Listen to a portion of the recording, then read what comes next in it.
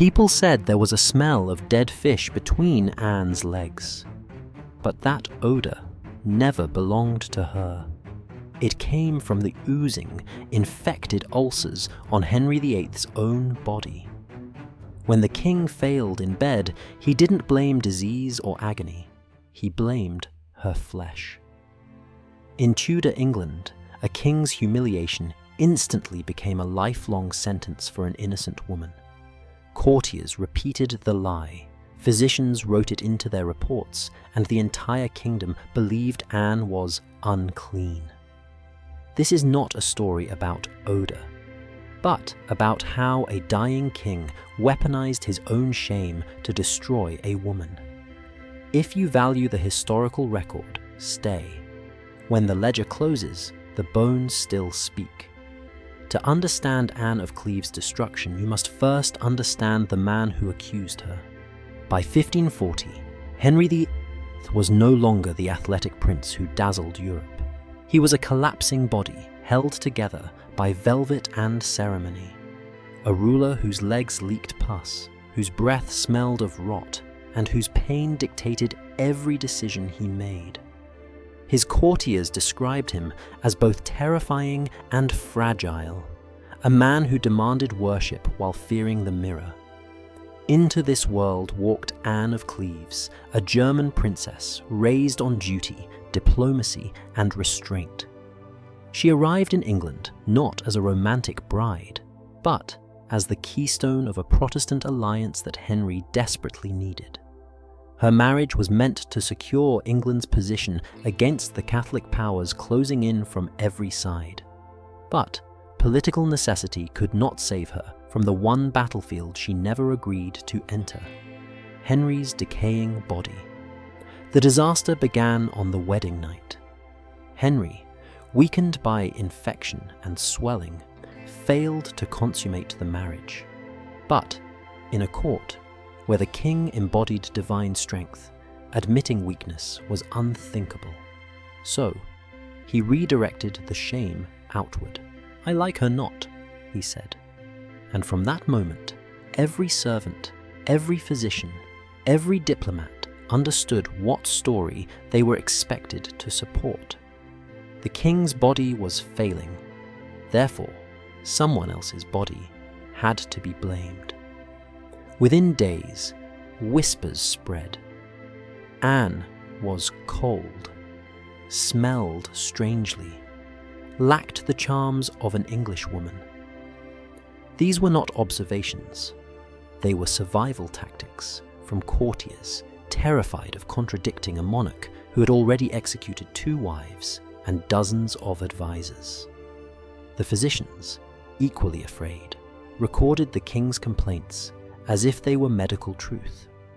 And foreign ambassadors, eager to report English instability, repeated the lie in their dispatches. Anne never knew how fast the kingdom turned against her.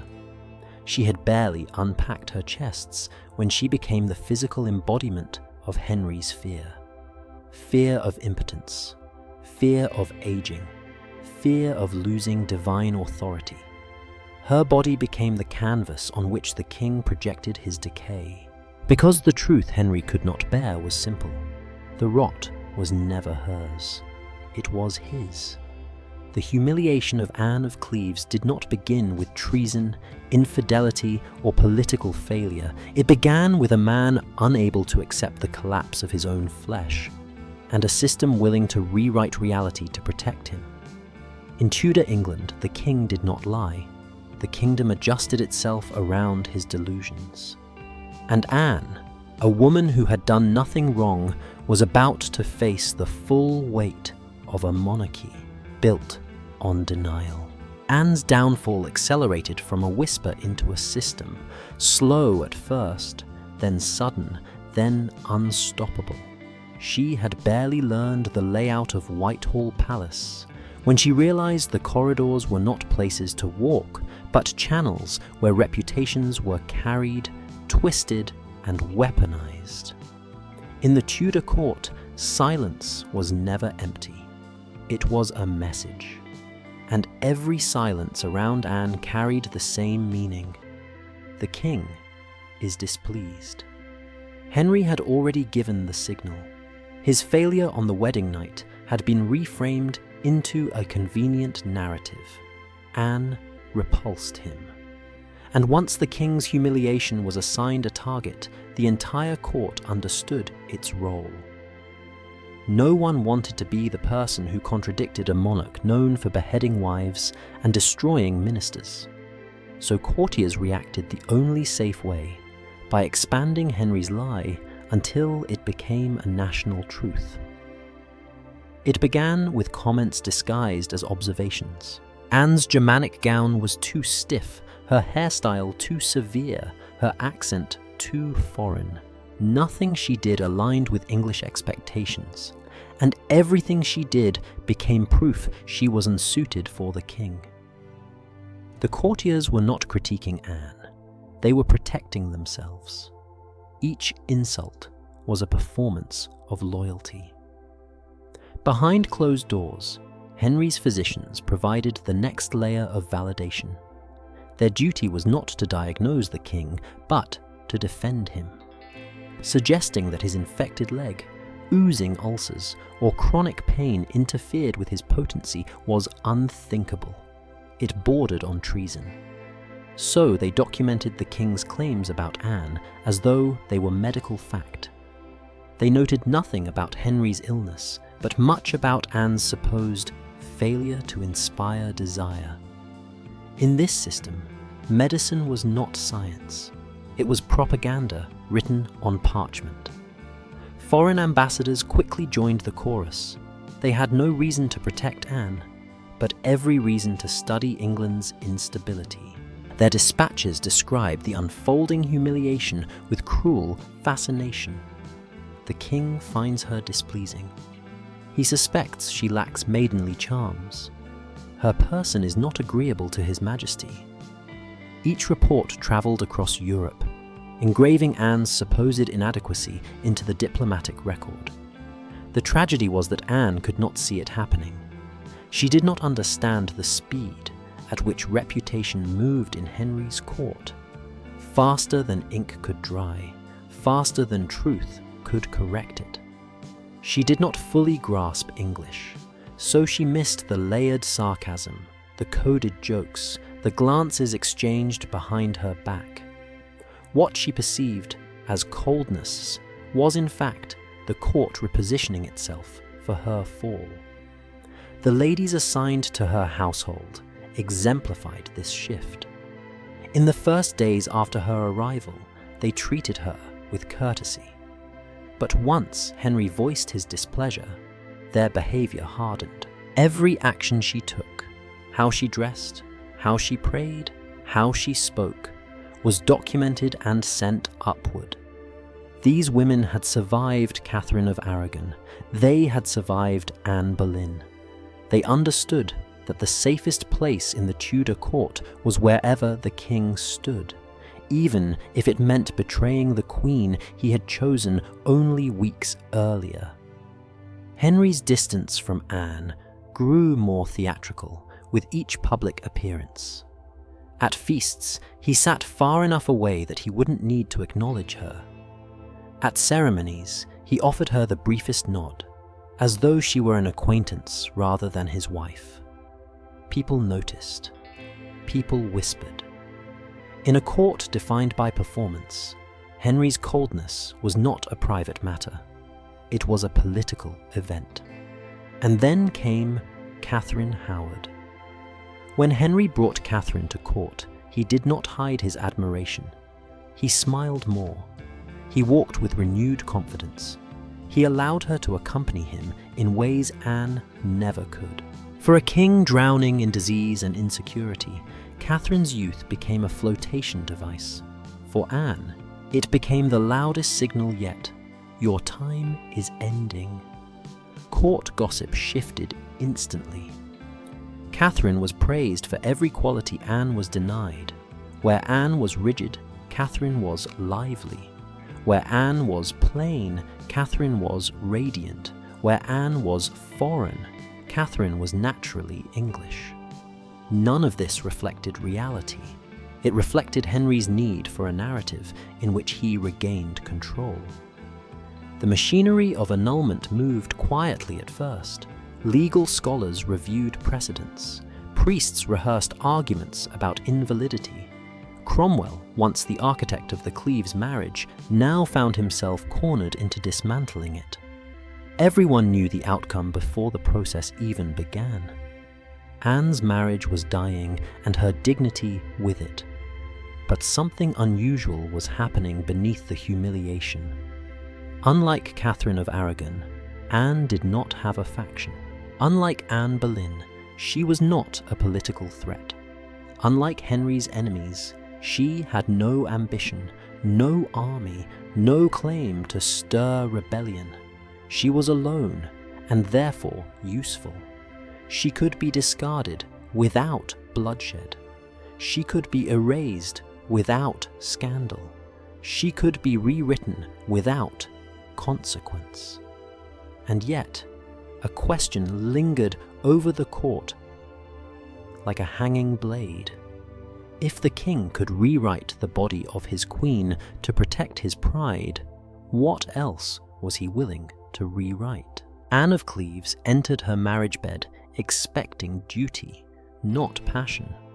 She had been raised in a court where marriage was a political contract, where physical intimacy served alliances more than affection. But nothing prepared her for the moment Henry VIII, swollen, feverish, wrapped in linen soaked with pus, stood before her as both husband and sovereign. She approached the night with calm dignity. Henry approached it with dread. The king's body was failing. His legs were bound in layers of fabric to contain the infection, his movements stiff, his breathing labored, his face pale from pain and opiates. Yet, his mind still clung to the mythology of kingship, that a monarch must be virile, must be strong, must be capable of performing both politically and physically. That night, his body betrayed him completely. And when he could not perform, the room filled with an unspoken terror, not of failure, but of exposure. A king could not fail. Therefore, someone else had to. Henry's own accounts of the night were constructed like a legal defense. He spoke of Anne's displeasing body, of her loose breasts, her unpleasant odor, even though none of these claims appear in any independent record. They emerged fully formed in the mouths of courtiers desperate to mirror the king's displeasure. The Tudor court had learned long ago, when the king crafted a narrative, survival meant agreeing with it. What happened next was a political transformation masquerading as gossip. The wedding night became a weapon. Henry's shame became the scaffolding for a new identity forced onto Anne. She was no longer the diplomatic bride or the Protestant alliance. She became the woman who disgusted the king, a living proof invented from thin air that his failure was not failure. The court took the story and refined it. The ladies in Anne's chamber began reporting on her body, her clothing, her bathing habits, her diet. They did not do this out of malice. They did it because their lives depended on aligning with the king's narrative. A comment about her foreign perfume could be interpreted as loyalty. A whisper about her awkwardness became a demonstration of service. Each woman contributed a detail, and the details crystallized into a myth. That myth quickly spread beyond the palace. Ambassadors carried Henry's story into their dispatches, framing Anne as a mistake, an error in diplomacy, a misjudgment of beauty, a misalignment of expectations. These reports circulated across Europe, shaping the reputation of a woman who had barely spoken to anyone outside her household. In a matter of weeks, she transformed from a political prize to an international joke. Anne herself remained oblivious to the scale of the humiliation. She sensed Henry's coldness, of course. She noticed his distance at meals, his clipped responses in conversation, his refusal to meet her eyes. But she did not know that entire committees were already gathering to debate the validity of the marriage. She did not realize that Cromwell, her greatest advocate, was standing on political quicksand, blamed for arranging a union that the king had turned against. She did not understand that every diplomat at court was evaluating not her character, but her usefulness as a scapegoat. The king's advisors crafted a strategy rooted in Tudor law and theology. If the marriage could be declared invalid, Henry would be free. But invalidation required evidence, and evidence required Anne's cooperation. She would have to admit, publicly, that the marriage had never been consummated, that the king had never touched her, that she remained a virgin. It was a demand crafted to humiliate her twice, once as a woman and again as a queen. Meanwhile, Catherine Howard's presence intensified the urgency. Henry's infatuation with her was unmistakable. Courtiers observed how his eyes brightened when she entered a room, how his limp seemed lighter, how the pain in his leg briefly disappeared. Catherine represented youth, vitality, renewal. She offered Henry something Anne could not, the illusion that time had not defeated him. The contrast was brutal. As Henry displayed affection for Catherine, he weaponized distance against Anne. Every touch he refused her, every glance he withheld, every comment he made about her unsuitability was a message to the court. He was preparing a transition, and transitions under Henry VIII were dangerous. The machinery in Parliament began moving quietly. Legal scholars searched ecclesiastical records for precedents that could justify annulment. Bishops drafted arguments about pre-contracts, non-consummation, moral impediments. Cromwell, trapped between serving the king and preserving the alliance with Cleves, tried to stall, hoping to salvage something from the political wreckage. But Henry had already decided. The narrative was fixed. The conclusion was predetermined. Anne's position became more precarious each day. She was surrounded by women who monitored her every move, men who analyzed her every word, and advisors who reported on her every gesture. She slept under the same roof as a king planning her removal. And yet she maintained grace, perhaps because she still believed the marriage could be repaired, or perhaps because she had not yet realized the full force of Tudor politics. But the truth was unavoidable. The Queen's fate was sealed the moment the king's body failed him. Every humiliation she endured, every whisper that stained her name, every report that condemned her was rooted not in her identity, but in Henry's decay. And now the question facing the court was chillingly clear. How do you dismantle a queen without shedding blood? From the moment Henry VIII decided Anne of Cleves must be removed, the Tudor court began operating with the cold efficiency of a machine, built for one purpose: to turn royal displeasure into legal reality. This machinery did not rely on swords or scaffolds. It relied on paperwork, whispers, rituals of obedience, and an unspoken rule carved into the bones of every courtier. The king cannot be wrong, therefore someone else must be. The first cogs to turn were the courtiers.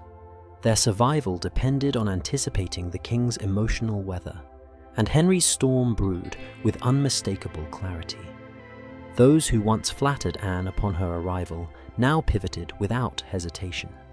They performed their new roles flawlessly: soft-spoken critiques disguised as concern, exaggerated tales of her awkwardness, embellished accounts of her foreign habits. These were not observations. They were offerings. gifts of loyalty to a monarch searching for reasons to justify his disgust. The Queen's household quickly transformed into a surveillance unit.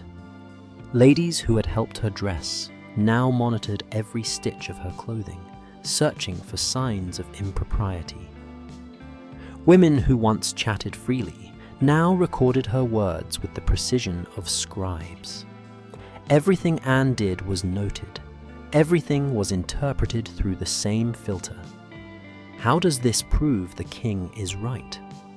If she smiled too little, she was cold. If she smiled too much, she was simple. If she asked questions, she was difficult. If she stayed silent, she was unresponsive. Then there were the physicians, men who understood better than anyone the true cause of Henry's failure, but could not risk naming it. They saw the ulcers on his legs, the infections that poisoned his blood, the swelling that distorted his body. They smelled the rot long before the court did. But to mention these truths was to flirt with death. So they wrote notes that protected their positions. Observations about Anne's constitution, vague descriptions of compatibility issues, and, most damningly, affirmations of the king's claim that he found no signs of maidenly allure. Medicine became a shield for the king and a dagger for the queen. Beyond the palace walls, the ambassadors amplified the story. Their reports were political documents, written to help their rulers understand England's shifting landscape. And nothing shifted the landscape more than a king attempting to erase a queen. They wrote about Anne's unpopularity, her lack of grace, her failure to please His Majesty. These letters travelled across borders, turning rumour into international fact, before Anne even realised she was being erased. Inside the court, the machinery tightened with every passing day. Henry's behaviour became a template for all others. At feasts, he avoided Anne so obviously that the entire court followed suit, treating her like an object out of place. When he appeared with Katherine Howard, the message was unmistakable. This is the future. Anne is the past. Even the servants understood the symbolism. Trays were carried differently. Seating arrangements subtly shifted. Anne's presence was acknowledged formally, but ignored socially. A ritual of slow, deliberate exile. Cromwell, the man responsible for arranging the marriage, sensed the danger immediately. He understood how quickly Henry's affection could turn lethal. He had seen what happened to Wolsey. He had watched the rise and fall of Anne Boleyn. He tried to negotiate, tried to justify the value of the Cleves alliance, tried to buy time with diplomatic caution. But Cromwell's calculations were flawed. Henry had already chosen humiliation over alliance, youth over stability, pride over strategy. And Cromwell, for all his brilliance, could not protect a queen the king no longer wanted. The legal scholars were next to join the machine. They combed through ecclesiastical law, searching for pathways to dissolve the marriage cleanly. They debated concepts like pre-contract, non-consummation, lack of consent, each a weapon disguised as theology. Bishops rehearsed their arguments with solemnity. Though all knew the conclusion had already been written, the marriage would be declared invalid. Not because of truth, but because the king required it. Anne, meanwhile, sensed the shift, but did not yet grasp its extent. She felt the coldness, the glances, the distance. She noticed her ladies speaking more quietly, the courtiers stepping around her as if she were a shadow. But she did not imagine the scale of what was unfolding, a coordinated redefinition of her identity, conducted by men whose pens were more dangerous than any executioner's axe. She still hoped to mend the marriage, still believed diplomacy could calm the king's dissatisfaction.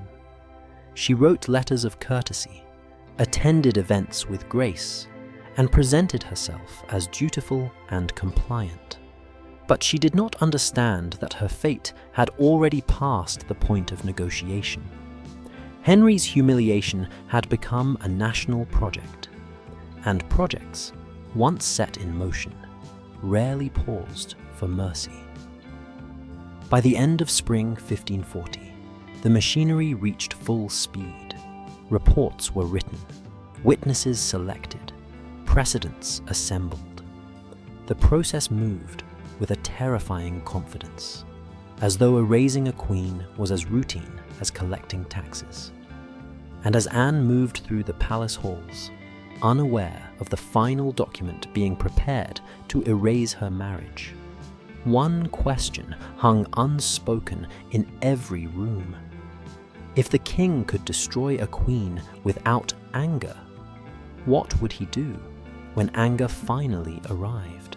The further Henry VIII drifted from Anne of Cleves, the more viciously the machinery of his court leaned on the only tool that could justify the king's humiliation: her body. Under Tudor rule, a queen's worth was not measured by intellect, diplomacy, or lineage. It was measured by what her body could give the king. And if it could not give him arousal, validation, or heirs, then it could be rewritten, medically, legally, even spiritually, until it suited the story he needed. This rewriting began with the physicians. Henry's doctors had the closest view of the truth. They saw the ulcers on his legs, deep as craters, leaking so continuously that attendants had to burn the soiled linens. They smelled the sweetness of rot that clung to him, strong enough that courtiers held scented cloths near their faces during audiences. They felt the swelling in his limbs, the fever that clouded his judgment, the pain so sharp he needed opiates just to sleep. They knew exactly why he could not consummate the marriage. But no physician under Henry VIII could speak that truth. The king's body was sovereign territory. Acknowledging its weakness meant acknowledging political instability. So instead of treating the cause, they crafted the illusion of a diagnosis, one that aligned perfectly with the king's invented narrative. Anne's body became that diagnosis.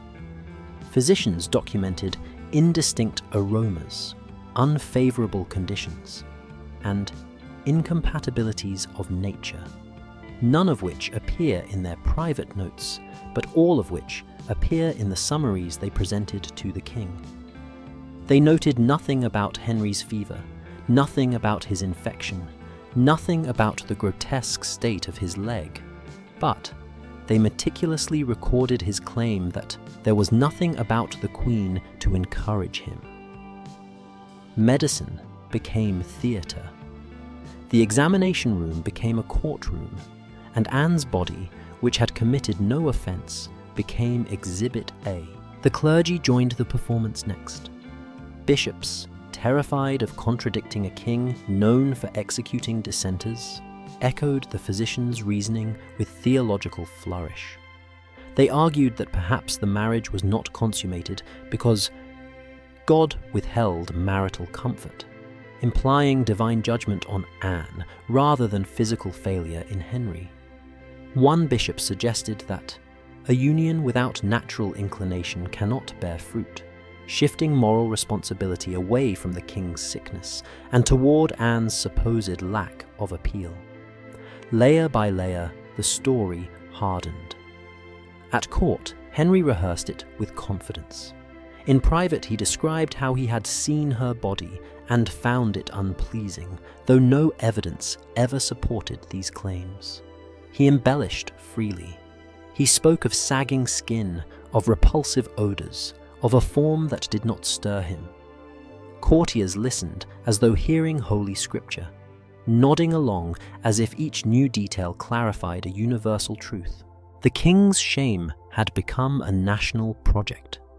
The lie had become a medical record, and Anne's reputation had become a matter of state security.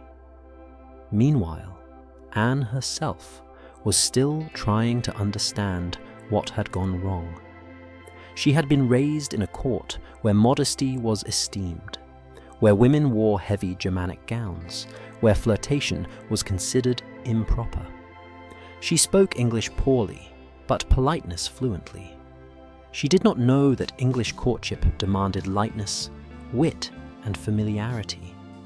None of this made her inferior, but in Henry's court, it made her alien. Her ladies-in-waiting reported every detail: how long she took to dress, the foods she preferred, the faint fragrances on her clothes. These were offered not out of malice, but out of fear. Aligning themselves with the king's displeasure kept them safe. Ignoring it risked ruin. Every woman around her became an informant. Every man around her became a judge. Every corridor around her became a witness stand. By spring of 1540, the king's narrative had grown into something larger than personal embarrassment. It was now the foundation of the annulment case being assembled behind closed doors. Lawyers did not need evidence. The king's words were enough. But the more supporting testimony they gathered, the more unassailable the story became. They wrote reports that sounded objective. Her manner does not align with His Majesty's affection. Her person is not suited to the king's tastes. She lacks signs consistent with consummation. Each report served the same purpose: to make Henry's sickness disappear and Anne's unsuitability permanent. Even worse, these documents weren't meant only for Henry. They were intended for Parliament, for bishops, for ambassadors, for the historical record. The lie was being carved into the bones of history itself.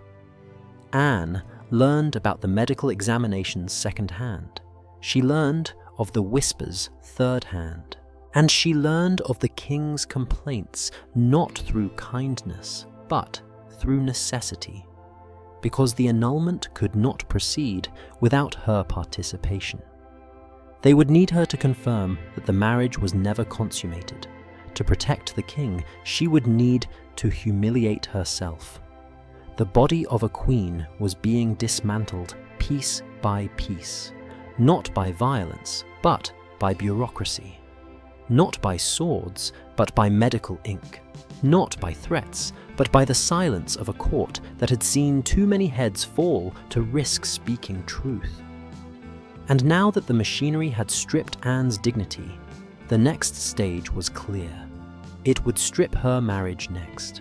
As the machinery dismantling Anne of Cleves accelerated, another force entered Henry VIII's orbit. Young, delicate, dangerously radiant. And her presence transformed the king's humiliation into urgency. Catherine Howard was not simply a new love interest. She was a political instrument, a symbolic rebirth, and the catalyst that turned Anne's downfall from a slow erosion into a deliberate removal. Catherine was about 15 or 16 when Henry began noticing her. In Tudor reckoning, this was not scandalous. It was aspirational. A young bride symbolized fertility, vitality, and renewal. All the things Henry's decaying body lacked. Her age became a balm for his insecurity. Her beauty became an escape from the reality of his disease. Her obedience became a reminder of the authority he feared he was losing. To Henry, Catherine was not a girl. She was resurrection. Her entry into the king's life was orchestrated by the Howard family, a powerful faction that had long studied the patterns of Henry's desire. They understood the king's psychology with chilling precision. When a marriage faltered, Offering him a younger, softer, more pliable woman was not manipulation.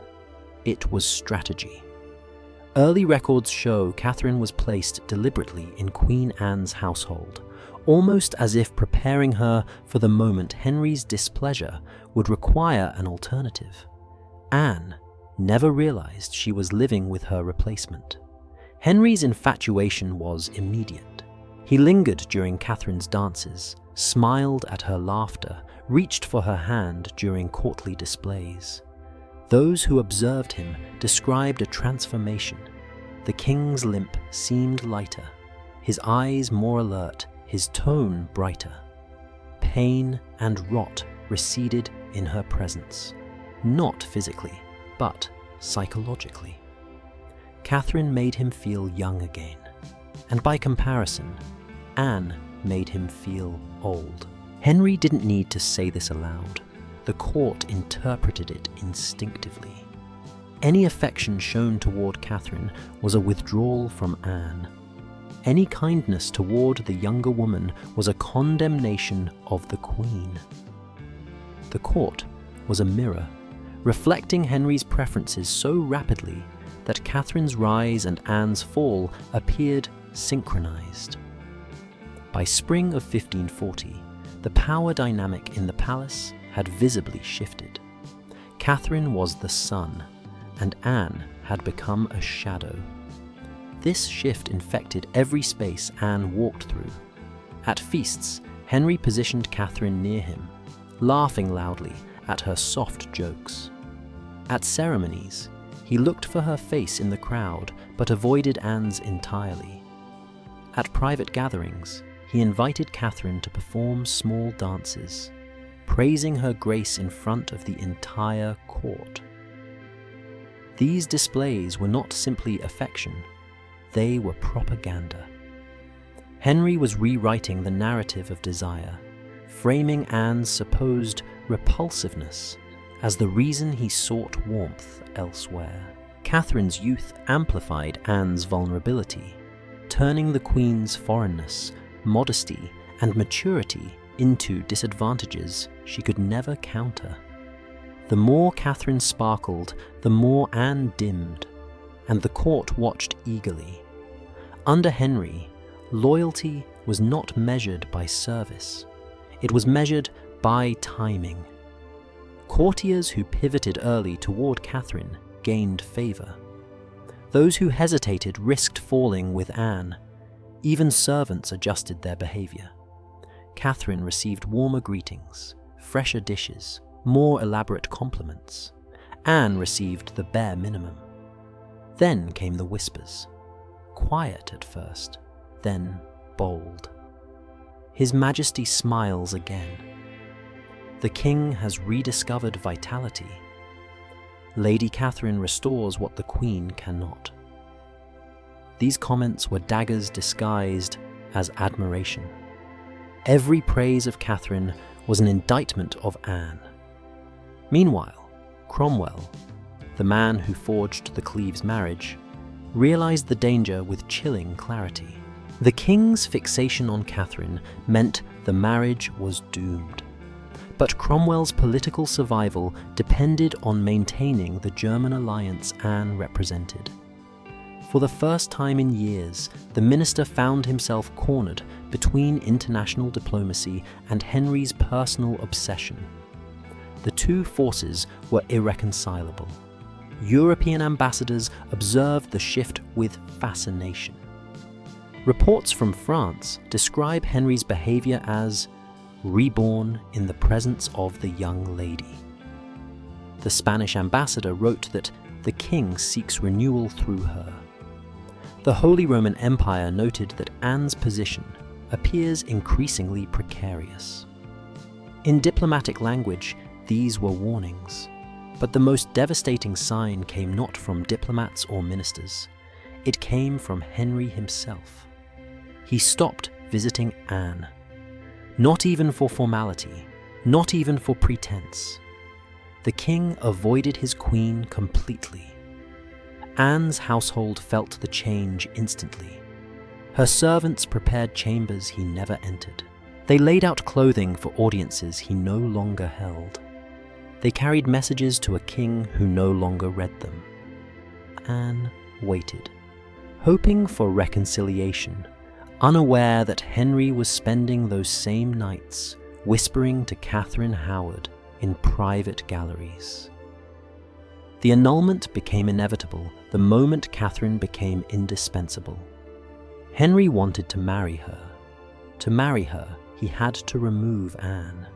To remove Anne, he had to destroy Anne's dignity. And so the machinery intensified. The lawyers accelerated their work, the bishops prepared their arguments, the courtiers rehearsed their testimonies. Anne's identity was being dismantled in the shadows, while Catherine's was being elevated under candlelight. The Tudor court was not simply replacing a queen. It was rewriting history to pretend she had never been one. And as summer approached, the question gripping every noble household was no longer whether Anne would be removed, but how cleanly it could be done without provoking war, scandal, or rebellion. Because removing a queen who had done nothing wrong required a new level of political cruelty. A cruelty the Tudor system was more than prepared to deliver. While Anne of Cleves struggled to understand the coldness creeping through the English court, the rest of Europe watched her humiliation unfold with a clarity she herself was denied. In Tudor England, the truth rarely reached the Queen, but it travelled swiftly across the Channel through diplomatic dispatches, coded letters, and the sharp eyes of foreign ambassadors who recognised the political earthquake forming beneath Henry VIII's marriage. To the German states, Anne had been a symbol of Protestant unity. To France and the Holy Roman Empire, she was a strategic threat.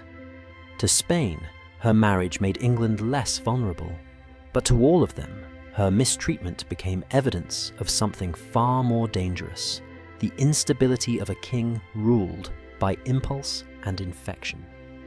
The first warning came from the French ambassador, Charles de Marillac.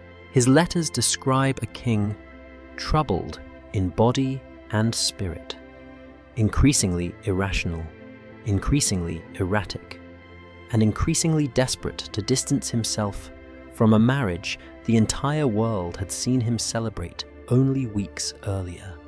Marillac recorded Henry's discontent with frank amusement, noting how the king praised Catherine Howard in public, while stiffening at even the mention of Anne. These observations were not gossip, they were calculations.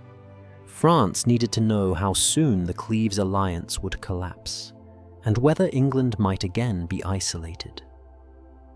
The Spanish ambassador, Eustace Chapuis, took an even darker tone. His dispatches portrayed Anne's situation as a deliberate degradation, a ritual humiliation wrapped in protocol and courtly manners. Chapuis described the Queen as treated with a coldness bordering on cruelty, and noted the growing consensus among courtiers that the king sought an escape. He warned that Henry might contradict reason or faith to obtain an annulment, a statement that carried the full weight of his experience under Henry's previous marital disasters. But the most precarious reactions came from the German principalities, especially from Anne's brother, Duke Wilhelm of Cleves. Wilhelm had negotiated the marriage with great political care. The union had elevated his standing among Protestant rulers and positioned Cleves as a bulwark against Catholic expansion. To see his sister humiliated publicly was not merely insulting. It was strategic rupture. Reports circulated that Wilhelm considered withdrawing from the alliance altogether. The Holy Roman Emperor, seeing an opportunity, whispered promises of protection. France hinted at alternative coalitions. Even smaller Protestant states debated whether England could be trusted. Anne's mistreatment had exposed the fragility of Henry's position in Europe, and every rival power recognized the opening. For the English Privy Council, this diplomatic tremor was catastrophic. A German alliance collapsing could lead to war or at least severe economic strain. England needed continental allies, but Henry needed Catherine Howard. And Tudor politics had only one rule. When personal desire and national interest collided, the nation bent to the king's will. As a result, the annulment strategy became an urgent balancing act. England needed to dissolve the marriage without offending the German states. That meant one thing: Anne must appear compliant. The humiliation had to look like diplomacy, her removal had to look like reason. And most importantly, her brother had to believe she was treated with honor, even as the English court dismantled her reputation with precision. This required a new level of performance from Henry's advisors. Cromwell drafted letters full of flattery, emphasizing how much the king admired Anne's virtue, while quietly insisting the marriage could not continue. Council members reassured foreign ambassadors that the situation was sensitive, but not dishonorable. Priests began crafting sermons about God's will guiding royal unions. Court poets composed verses subtly celebrating Catherine's youth without explicitly condemning Anne. It was a campaign of deception, soft in tone but brutal in effect. Anne was being erased without being accused. The more Europe watched, the more strategic the cruelty became. Inside England, Anne still believed the marriage might be repaired. She asked to see the king more often. She inquired respectfully about his health. She thanked Cromwell for his service and hoped diplomacy might settle whatever misunderstanding lingered between her and Henry. She had no idea that Cromwell himself was now fighting for his life, blamed for a marriage he had arranged, targeted by the very king he had spent years protecting. By early summer, the situation reached its breaking point. Germany sent envoys demanding clarity. France hinted that England was weakening. The Holy Roman Empire prepared its propaganda. Spain waited for the next crack in the Tudor facade. Every report sharpened the stakes. Every rumour tightened the noose around Anne's position. And every passing day made it clearer that Henry's personal desires were destabilizing the balance of power in Europe. As ambassadors watched the king grin beside Catherine Howard, their letters grew sharper, their assessments more dire. "The Queen is in danger," one wrote, "not of execution, but of erasure." Another warned, "If this ends poorly, England will stand alone." Because the truth had become undeniable. Anne's marriage was collapsing, not because she failed the king, but because the king failed himself. And Europe could see it more clearly than anyone inside his own palace. And now, the most dangerous question in England was no longer whether the marriage would end, but whether the annulment would ignite a diplomatic collapse that Henry might not survive. By the time Anne of Cleves' humiliation had echoed through every embassy in Europe, the Tudor court had already shifted into its next mode of violence. The kind that required no swords, no accusations of treason, no public spectacle. This was not the brutality of execution. It was the brutality of administration. Behind locked doors and shuttered windows, Henry VIII's ministers began transforming a king's private shame into a public doctrine that could erase a queen without shedding a drop of blood. The problem, from a legal standpoint, was almost comical in its simplicity. Anne had done nothing wrong. She had committed no infidelity. She had defied no royal command. She had not aligned herself with any faction, nor threatened the succession, nor offended the nobility. Her sole crime was that the king, burdened by disease and decay, could not consummate the marriage, and therefore needed a narrative in which the fault was not his. Thus began the search for a legal fiction sturdy enough to hold Henry's ego. Lawyers combed through the archives in desperation, hunting for anything that could be stretched into justification. They examined medieval precedents, papal declarations, fragile treaties half forgotten by history. At last they found their tools, an old childhood betrothal between Anne and a minor German lord, technically dissolved but useful now as a shadow of doubt. The undeniable non-consummation which they dared not attribute to the king's illness.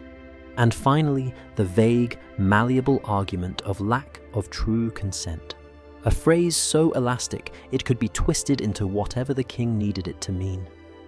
These threads formed the skeleton of the annulment, flimsy in truth, but terrifyingly effective when wielded by a monarch.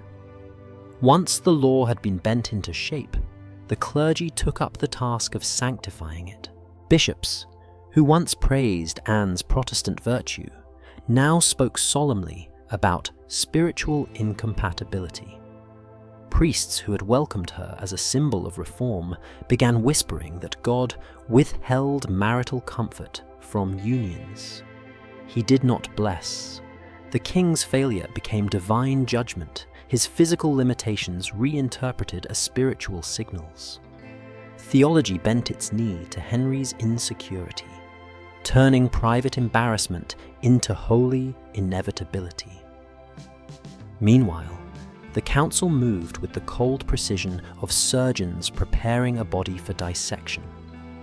They arranged interrogations not to uncover truth, but to produce confirmation of the king's desires. They questioned Anne's servants about her habits, gestures, silences, all the while shaping testimony into a predetermined narrative. The queen was unsuitable, the marriage was flawed, the king bore no blame. Councillors drafted letters to Germany dripping with false courtesy, assuring Anne's family that no dishonour would come to her, even as they sharpened the blade of annulment behind her back. The witnesses played their part next. Anne's ladies-in-waiting were summoned, their words weighed, twisted, or extracted until even innocence became evidence. A neutral comment about the Queen's modesty could be reframed as coldness. A remark about her confusion on the wedding night became proof of her unreadiness. No one dared contradict the King's version of events. In Henry's court, self-preservation was the highest virtue, and honesty the quickest path to ruin.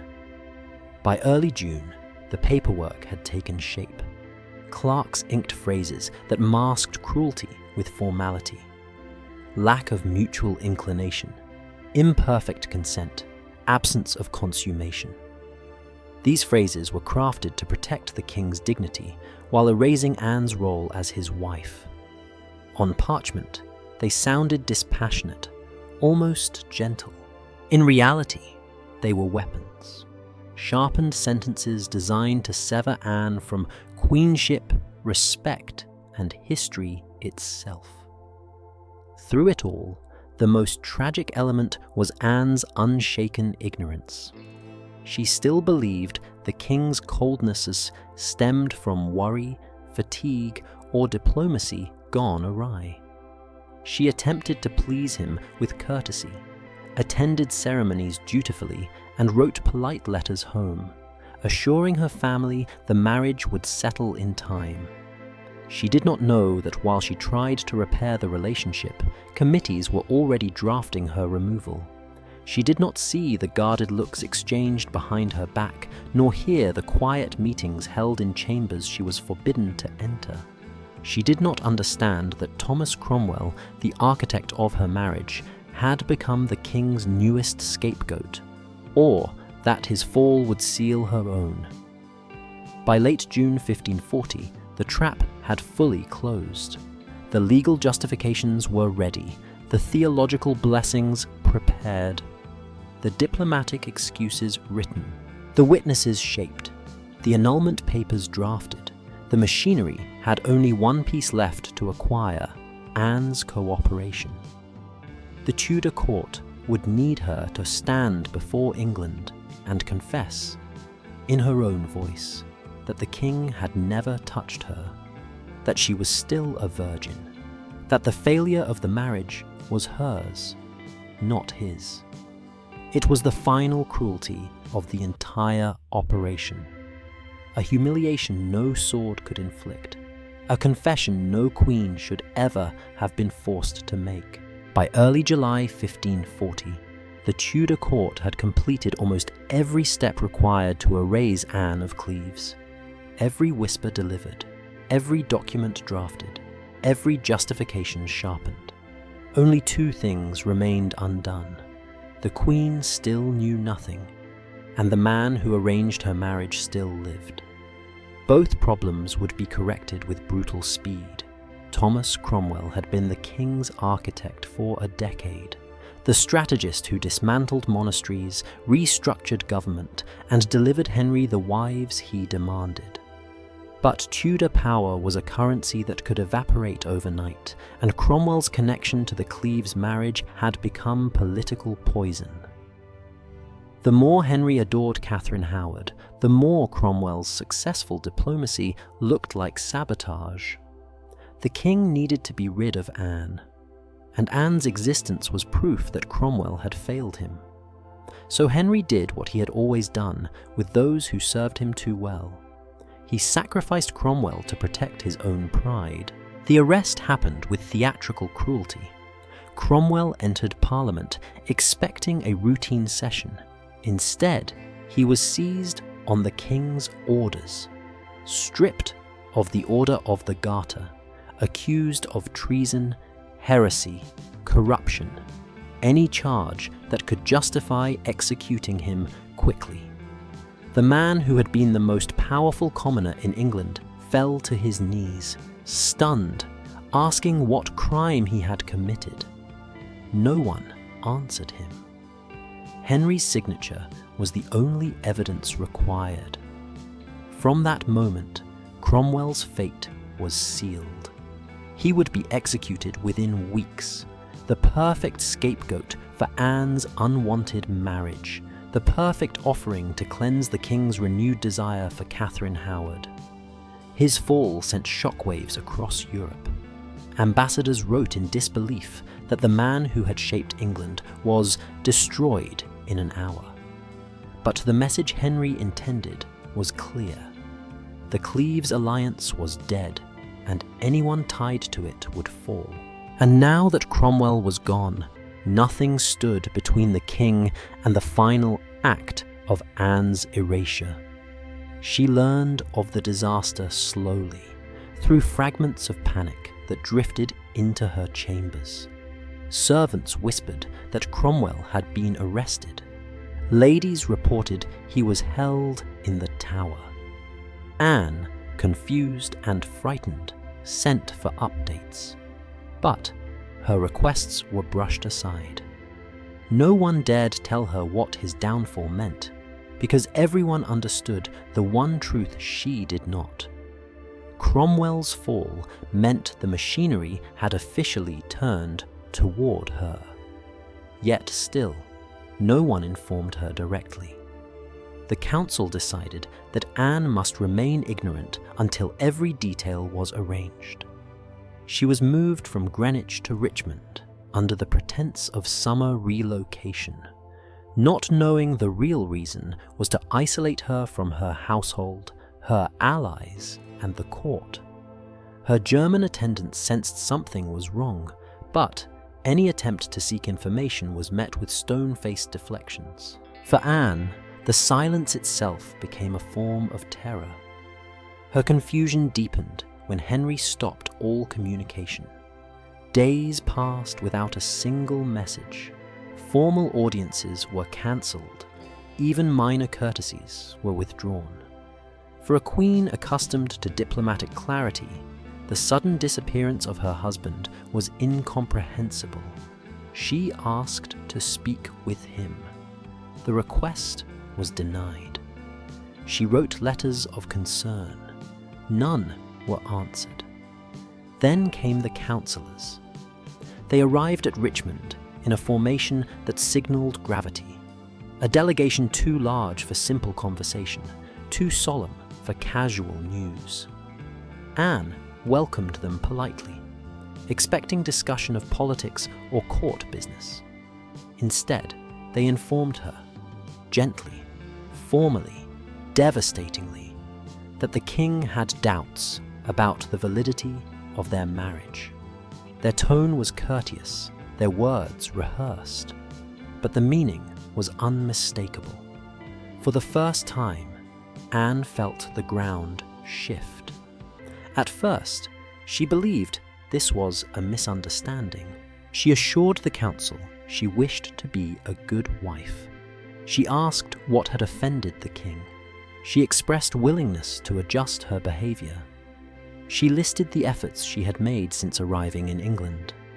But the men before her did not respond with sympathy. They responded with doctrine. They told her of the pre-contract with Francis of Lorraine. They told her of the lack of consummation. They told her the king felt more hobbled in conscience. They told her the marriage might be declared invalid. Anne was stunned. She protested gently, insisting she had acted with complete obedience. She asked to speak to the king personally, believing still in the power of private conversation. But her request was refused with the kind of politeness that carries lethal finality. They assured her everything would be handled with honor, that her dignity would be preserved, that she had nothing to fear. These reassurances, delivered with practiced calm, were the clearest sign she should fear everything. When the council departed, Anne collapsed into despair. She finally saw the pattern that had been invisible to her: the king's absence, the servants' coldness, the whispers at court, the sudden removal from Whitehall. Cromwell's arrest now made sense. Her marriage had not been weakening. It had been dismantled in secret. And the final realization hit with crushing force. Henry did not want reconciliation. He wanted escape. And to achieve it without war, scandal, or political cost, he needed her cooperation. Anne was no longer a queen. She was a problem the king intended to solve. In the silence of Richmond Palace, with no allies and no information, she understood the terrifying truth. The trap had been set, and she had already stepped inside. Anne of Cleves had endured confusion, coldness, and careful exclusion, but nothing compared to what awaited her once the council had delivered its rehearsed message and departed. Richmond Palace, quiet, isolated, stripped of courtly noise, became the stage for the most important performance of her life. The Tudor state had maneuvered her into a corner, and the next step required her voice, not her dignity, not her understanding, only her voice. They needed her to confess. They needed her to admit, publicly and irrevocably, that the king had never touched her. They needed her to say the one sentence that would cleanse Henry VIII of all blame. The marriage was not consummated because I remained a virgin. And they needed her to say it willingly. This was the cruel genius of the Tudor annulment. Beheading a queen risked diplomacy. Accusing her risked backlash. But persuading her to destroy herself, convincing her to become the instrument of her own erasure, that was the safest path. It would make Germany placated, England satisfied, and Henry triumphant. The council's next visit came swiftly. Again, they arrived in formation. Polite faces, clasped hands, an air of solemn duty. But this time, their language shifted. They spoke less of legal doubts and more of opportunity. They reminded Anne that the king wished her no harm. They emphasized her honor. They praised her wisdom. Every compliment was a rope pulling her closer to surrender. When Anne asked if the king desired separation, they avoided the question. When she asked if she had offended him, they pivoted to scripture. When she asked what she should do, they spoke of virtue, not truth, not justice, virtue, a word that sounded like respect, but functioned as coercion. The first crack appeared when they finally uttered the phrase they had prepared from the beginning. The king desires assurance of your virginity. Anne was stunned into silence. She had never imagined that her purity, something she had protected her entire life, would be weaponized against her. She asked, trembling, how she could prove such a thing. The council did not hesitate. She must simply acknowledge it. She must sign a document affirming it. She must help the king clear his conscience. It was a demand that forced humiliation into sanctity. When the council left, Anne turned to her German ladies, seeking comfort. But even they could not navigate the labyrinth of Tudor law. They urged caution. They urged obedience. They had seen enough of English politics to fear resistance. And Anne, raised in a world where survival often required submission, felt herself sinking toward the only choice that seemed safe. But that safety was an illusion. Henry, meanwhile, was preparing for celebration. As Anne agonized over her fate, the king flaunted Katherine Howard with increasing boldness. He paraded her through court corridors, smiled at her in public, visited her chambers late at night. Ambassadors noted that the king appeared as youthful as when he first wed, though the truth was grotesquely different. The rot in his legs worsened, the fever deepened, the opiates increased. His desire for Katherine was not vigor, it was delusion, and that delusion required Anne's elimination. The pressure intensified the next morning when the council returned a third time. Now the tone shifted again, polite, but firmer. They informed Anne that Parliament and the clergy were already reviewing her marriage. They assured her her cooperation would protect her reputation. They hinted, subtly and dangerously, that refusal would cause unavoidable consequences. To Anne, the message was unmistakable. Agree, or risk a fate like Anne Boleyn. For the first time, she asked the question she had feared. What becomes of me if I agree? Now the council delivered the final blow of manipulation. She would be treated as the king's beloved sister. She would receive lands, income, and comfort. She would be honored. She would not be exiled. She would not be imprisoned. And above all, they did not have to say it aloud. She would not be executed. It was the lifeline they knew she would cling to. In those hours, Anne's inner world shattered. The marriage she believed could be repaired was, in truth, long dead. The man she had been taught to honor had used her as a shield for his own weakness. The state she thought would protect her had orchestrated her erasure with chilling precision. And now, with every option stripped away, she faced the most devastating choice of all: to keep her dignity and risk her life, or surrender her dignity and save it. Anne chose survival, not because she was weak, but because she understood the cost of martyrdom in Tudor England. She had witnessed the fates of Catherine of Aragon and Anne Boleyn. She had seen Cromwell fall within hours. She knew Henry's history, and she knew that the women who defied him were not remembered with honor. They were remembered with scars. So, she agreed. She would sign. She would confess. She would declare herself untouched. The king's lie would become her truth. Her humiliation would become his freedom. And the annulment, the quietest execution in Tudor history, could finally proceed. But even as she surrendered, one question haunted every counsellor in the room.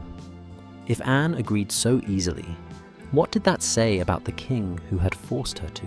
When Anne of Cleves finally surrendered to the council's demands, the Tudor machine moved with breathtaking speed.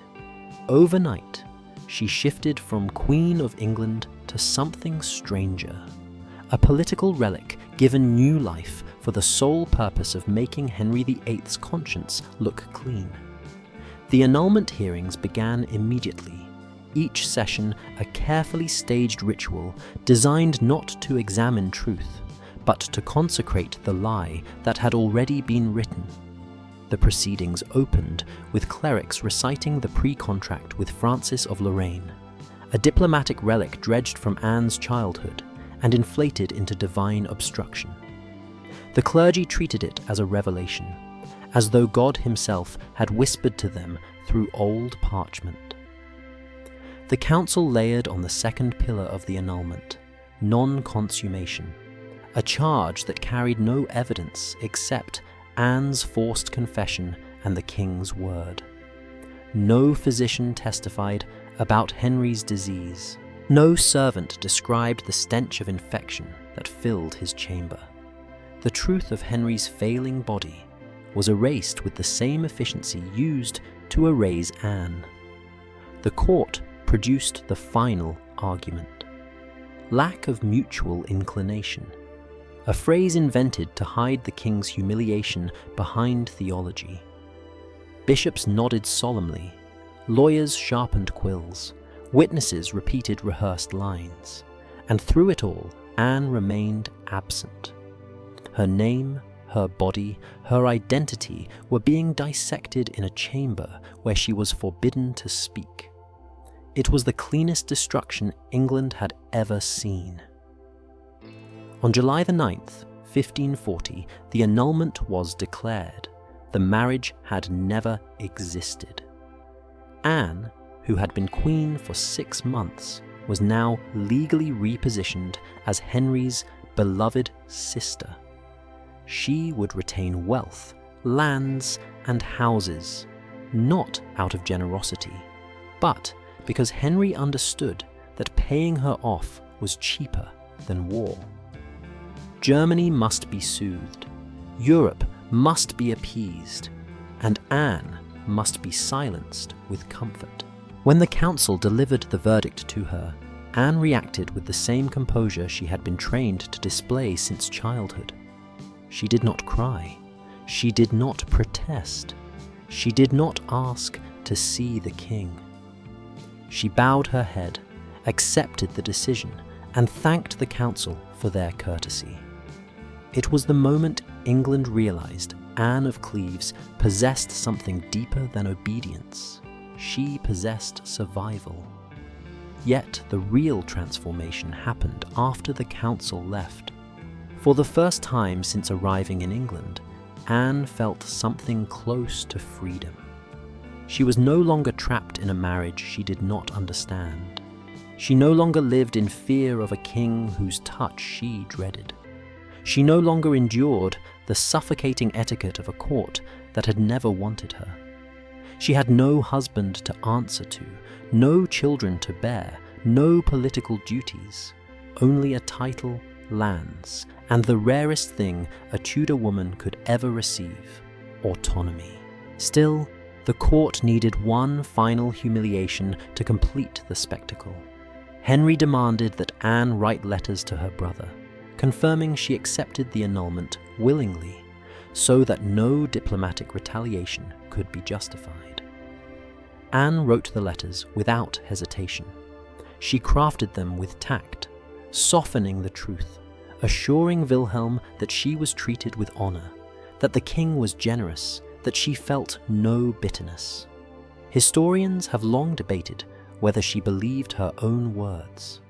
What's certain is this: she understood that a dangerous king is best handled with flattery, not fire. Henry responded to her cooperation with an act that shocked the court. He invited her to greet Katherine Howard, the woman for whom her marriage had been destroyed. It was a ritual of humiliation disguised as civility. Anne, expected to crumble, instead behaved with impeccable grace. She congratulated Katherine. She smiled. She thanked the king for his kindness. And then she withdrew with her dignity intact, leaving the court more stunned by her calm than they had ever been by her supposed inadequacy.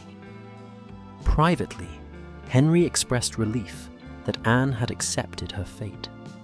Publicly, he paraded Katherine Howard as his new bride. But within weeks, something unexpected happened. Henry began to treat Anne with genuine affection. He invited her to court celebrations. He sent her gifts. He dined with her. He praised her good nature, calling her "my sister," in a tone that sounded, for once, sincere. Anne became a favored presence at court, safe because she no longer posed any threat, respected because she had navigated the most dangerous royal crisis without a single misstep. She had survived where others had died. She had escaped where others had been trapped. She had walked out of a Tudor marriage alive and wealthy, an achievement no other wife of Henry VIII could claim without qualification. But beneath her calm surface, one question remained. A question the entire court whispered behind embroidered sleeves. Had Anne truly accepted her new fate? Or had she simply learned how to outlive a king? Anne of Cleves entered England as a diplomatic bride and left Henry VIII's marriage as something rarer. A survivor in a kingdom where queens were disposable, where wives were gambled like currency, and where a king's insecurity had the power to erase lives with the stroke of a quill. But the years that followed her annulment proved a truth no Tudor courtier could have predicted. The woman once mocked as the Flanders mare would become the only one of Henry's wives to build a life beyond him, a life shaped not by humiliation, but by quiet, deliberate triumph. Her new position as the king's beloved sister was unprecedented, a title invented to soothe Germany, salvage diplomacy, and disguise the fact that Anne had been discarded. But instead of shrinking under the weight of its strangeness, Anne used it as a shield. With lands at Richmond and Bletchingley, an income surpassing most noblewomen, and freedom from the bedroom politics that had destroyed her predecessors, she began to assemble a world of her own. Courtiers who once mocked her now sought her favor, drawn to the stability she represented. For the first time, Anne could move through court without fear. She attended banquets, not as a queen desperate to please a volatile husband, but as a respected guest, whose presence carried no political danger. She laughed more. She spoke more freely. She formed friendships with noble families who appreciated her generosity and wit. And in private, she created something the Tudor court rarely offered its women, a life defined by choice. Meanwhile, Henry, triumphant in his marriage to Katherine Howard, continued his descent into physical and moral decay. The infection in his leg worsened, his temper darkened. The opium that dulled his agony clouded his judgment further. As the king deteriorated, Anne flourished. She managed her estates with quiet brilliance, introducing German agricultural methods that improved yields. She sponsored musicians, scholars, and reformist thinkers. She blended the culture of her homeland with the rhythms of England, crafting a household that felt neither foreign nor forced, but authentically hers. Then, in one of history's darkest ironies, Katherine Howard, the girl for whom Anne had been sacrificed, fell in a blaze of scandal that shocked even the battle-hardened Tudor court. Accused of adultery, dragged from her chambers screaming, she was beheaded within 2 years of her marriage. When the news reached Anne, she did not rejoice, nor gloat, nor express relief. She simply observed, with her characteristic calm, that she was fortunate indeed to have escaped a fate that consumed so many others. Henry, now grotesque in form and near delusional in mind, drifted through his final marriage to Katherine Parr, a union built more on caretaking than affection. Anne watched from a safe distance as the king who once blamed her for his failures grew unable to climb stairs, unable to sleep through the night, unable to hide the stench of rot that trailed him through every chamber. She saw him deteriorate into the very image he had once projected onto her, diseased, decaying, unfit. And she understood, with quiet clarity, that the monster in her story had never been her. His cruelty, once masked by grandeur, lay fully exposed. When Henry VIII died in January 1547, the court trembled. Wives had risen and fallen with him. Ministers had been executed at his whim. Nobles had learned to kneel before his madness. But Anne, the wife history called unappealing, the queen he erased from record, stood untouched by the turmoil that followed. Under Edward VI, her Protestant faith became an asset. Under Mary I, her diplomatic tact ensured her protection.